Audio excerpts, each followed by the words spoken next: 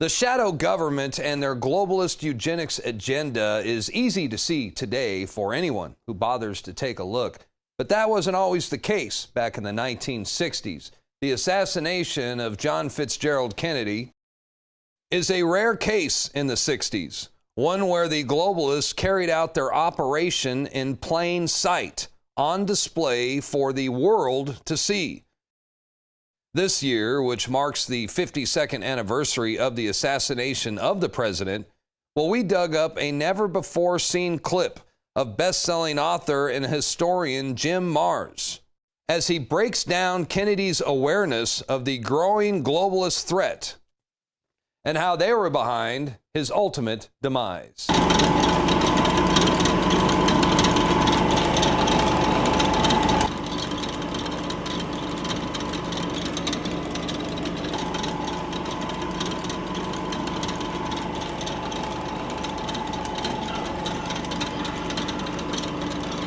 It's clear to everyone today that America has lost its way.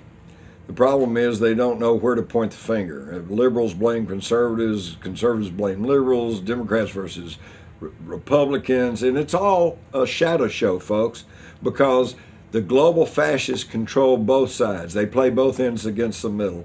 Of all the U.S. presidents, probably one of the best educated and the one that was in the best position to understand this National Socialist or Nazi infiltration of the United States was President John F. Kennedy. He cut his teeth by writing a book called Why England Slept, which pulled apart the circumstances of the appeasement of Hitler and the Nazis and how that led to World War II. So he was certainly understood all this.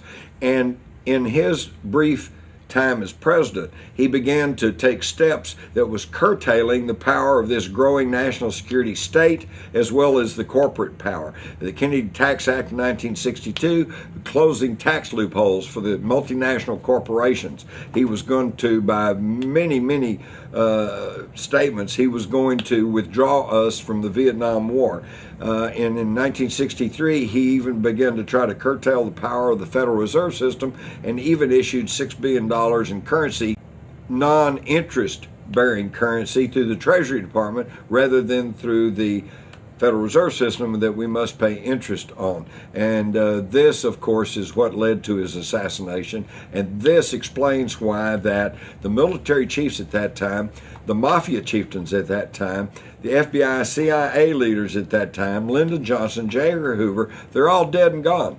And yet the power still exists to cover up the high-level coup d'etat that took place in this country in 1963.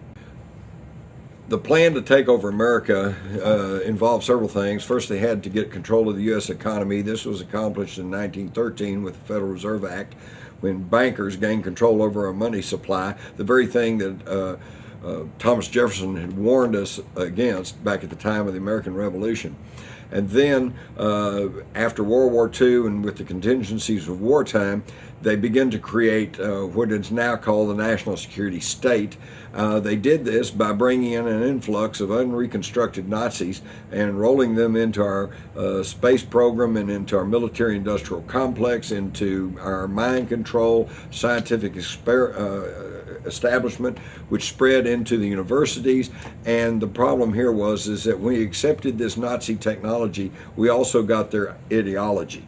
And then by the time that Bush became president, and by the time that Cheney and Rumsfeld were ascending to power, they transformed and consolidated this national security state until we see today where the checks and balances are being eroded, they're being done away with, and we're being led into a fascist type system.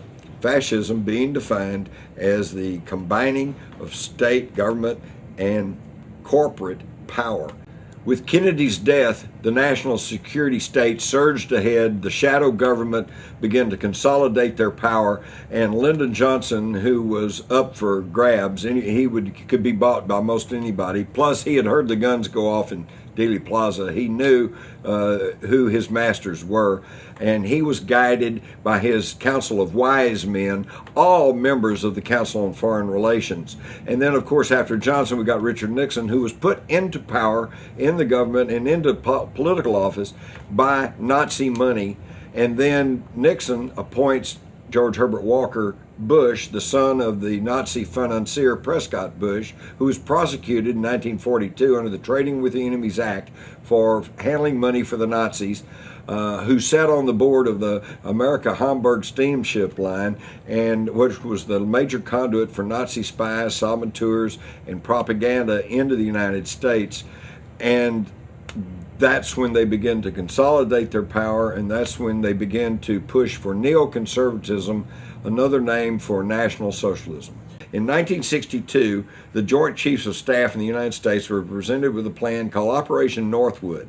This was a plan to plant bombs in American cities, target American citizens for assassination, hijack ships and planes, and blame it all on Castro. This plan was actually submitted to and signed off on by the Joint Chiefs of Staff.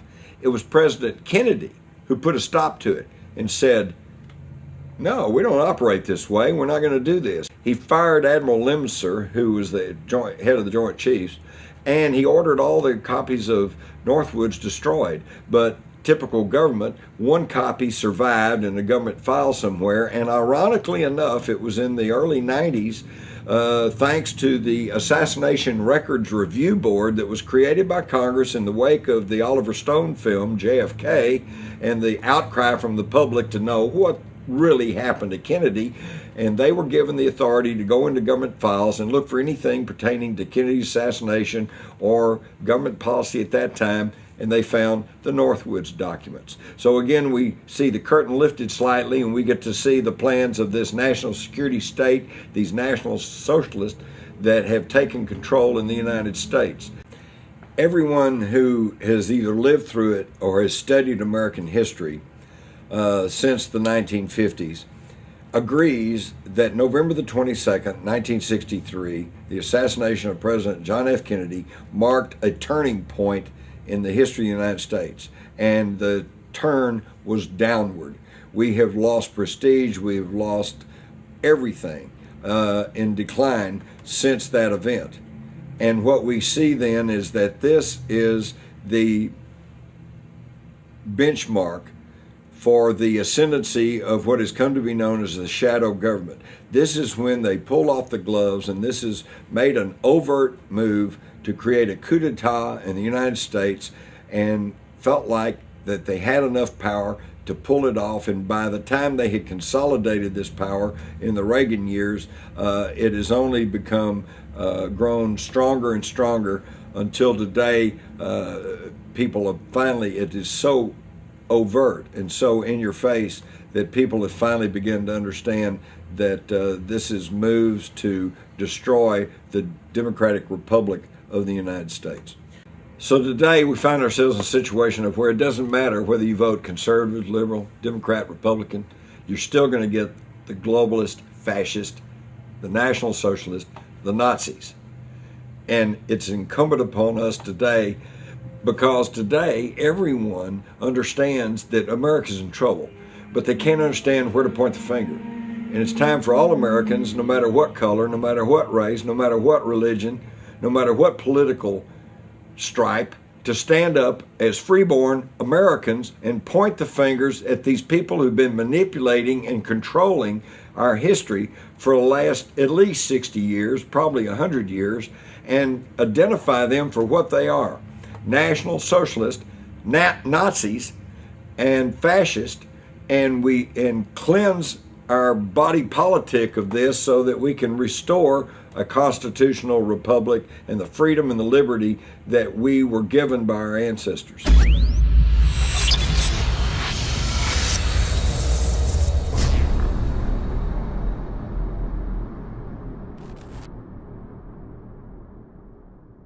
What's wrong? You don't like a small group of psychos hijacking your country? Well, become president of the United States and change it from the... Never mind. 3 shots were fired at President Kennedy's motorcade in downtown Dallas. President Kennedy has been seriously wounded by this shooting.